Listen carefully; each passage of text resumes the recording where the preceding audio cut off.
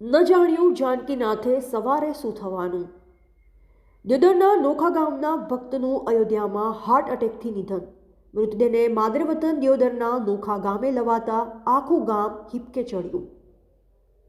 કહેવાય છે કે જન્મ અને મૃત્યુ ઈશ્વરના હાથમાં હોય છે અને માણસ આમાં કંઈ જ કરી શકતો નથી। આવી જ એક ઘટના દિયોદર તાલુકામાં બની છે।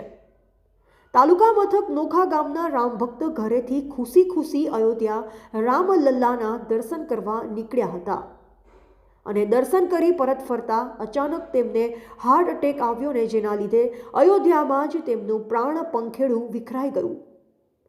ઉત્તર પ્રદેશ અને ગુજરાતની સરકારે તેમના પરિવારની મદદ કરી મૃતદેહને વિમાન મારફતે વતન લાવવામાં આવ્યો। જ્યારે માદરે વતન મૃતદેહને લવાતા સમગ્ર નોખા ગામ ચોધાર આંસુએ રડી પડ્યું।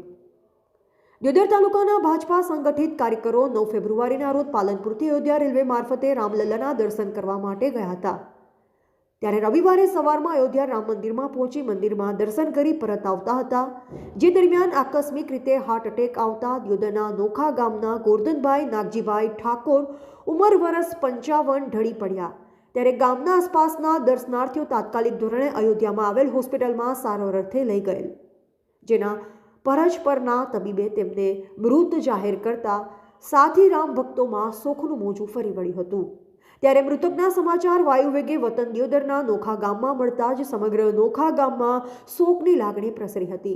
જોકે ઉત્તર પ્રદેશ સરકાર અને ગુજરાતની સરકાર મૃતક પરિવારની વહારે આવી અને મૃતદેહને વિમાન મારફતે અમદાવાદ અને એમ્બ્યુલન્સ દ્વારા માદરે વતન લાવવામાં આવ્યો અને નોખા ગામે તેમની અંતિમ ક્રિયા કરવામાં આવી હતી।